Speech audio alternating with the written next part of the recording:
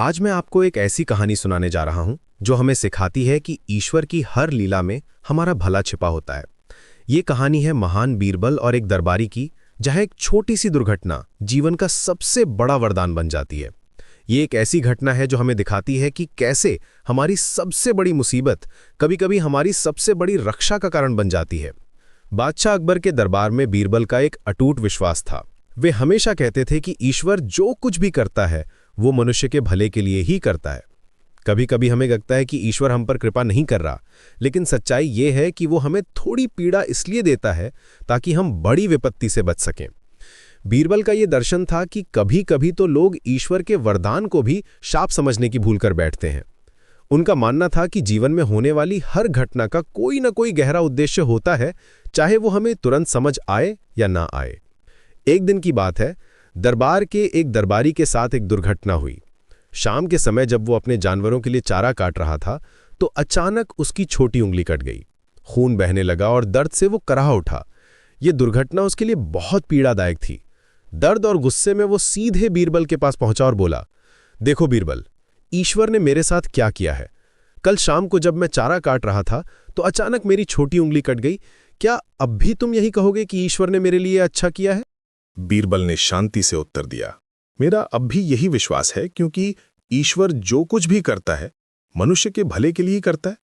दरबारी को यह बात बिल्कुल समझ नहीं आई। वो और भी गुस्से में आ गया। उसे लगा कि बीरबल की बात में कोई तर्क नहीं है। आखिर एक उंगली कटने में भला क्या अच्छाई हो सकती है। वो तुरंत बादशाह अकबर के पास शिकायत लेकर गया। बादशाह अकबर ने बीरबल को बुलाया और कहा, बीरबल, हम भी अल्लाह पर भरोसा रखते हैं, लेकिन यहां तुम्हारी बात से सहमत नहीं है। इस दरबारी के मामले में ऐसी कोई बात नहीं दिखाई देती जिसके लिए इसकी तारीफ की जाए। अकबर भी इस बात को लेकर परेशान था कि कैसे एक दुर्घटना को ईश्वर की कृपा माना जा सकता है। बीरबल ने विनम्रता से कहा, ठीक है जहांपना, समय ही बताएगा। 3 महीने बीत गए। इन 3 महीनों में दरबारी की उंगली भर गई थी, लेकिन वो अभी भी बीरबल की बात को लेकर संशय में था। एक दिन वही दरबारी जंगल में शिकार करने गया। ये उसका शौक था और वो अक्सर अकेले ही जंगल में जाया करता था। गहरे जंगल में भटकते हुए वो एक आदिवासी गांव के पास पहुंच गया। वहां के आदिवासियों ने उसे पकड़ लिया। उन्होंने सोचा कि ये व्यक्ति उनके देवता के लिए एक उत्तम बलि होगा। आदिवासियों की ये परंपरा थी कि वो अपने देवताओं को प्रसन्न करने के लिए मानव बलि चढ़ाते थे। आदिवासियों ने दरबारी को मजबूत रस्सियों से बांधा और उसे बलि चढ़ाने की तैयारी करने लगे। दरबारी की सांस फूलने लगी। उसका चेहरा भय से पीला पड़ गया। उसे लगा कि अब उसका अंत निश्चित है। वो मन ही मन ईश्वर से प्रार्थना करने लगा। उसे अपनी पत्नी और बच्चों की याद आने लगी। बलि चढ़ाने से पहले आदिवासी पुजारी ने दरबारी के शरीर का निरीक्षण किया। ये उनकी परंपरा थी कि बलि के लिए चुना गया व्यक्ति पूर्ण होना चाहिए। उनका मानना था कि अगर बलि में कोई कमी हो तो देवता नाराज हो जाते हैं। जब पुजारी ने दरबारी के हाथों को देखा तो उसे एक उंगली कम दिखाई दी।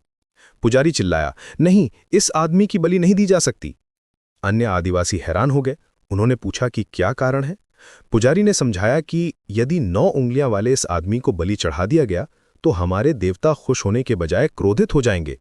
अधूरी बलि उन्हें पसंद नहीं है। हमें महामारियों, बाढ़ या सूखे का सामना करना पड़ सकता है, इसलिए इसे छोड़ देना ही ठीक होगा। आदिवासियों ने दरबारी को तुरंत छोड़ दिया। वो अपनी जान बचने पर विश्वास नहीं कर पा रहा था। वो जल्दी से जंगल से निकलकर अपने घर पहुंचा। रास्ते भर वो सोचता रहा कि कैसे उसकी कटी हुई उंगली ने उसकी जान बचाई। अगले दिन वो दरबार में आया, लेकिन इस बार उसकी आंखों में आंसू थे। बादशाह अकबर ने पूछा, क्या बात है, तुम रो क्यों रहे हो? दरबारी ने पूरी कहानी सुनाई और कहा, अब मुझे पूरा विश्वास हो गया है कि ईश्वर जो कुछ भी करता है मनुष्य के भले के लिए ही करता है। यदि मेरी उंगली ना कटी होती तो निश्चित ही आदिवासी मेरी बलि चढ़ा देते। ये आंसू खुशी के हैं क्योंकि मैं जिंदा हूं। बीरबल के ईश्वर पर विश्वास को संदेह की दृष्टि से देखना मेरी भूल थी। बादशाह अकबर और सभी दरबारी हैरान रह गए। उन्होंने महसूस किया कि बीरबल की बुद्धिमता और दूरदर्शिता कितनी गहरी है। अकबर को अपने मंत्री पर गर्व हुआ।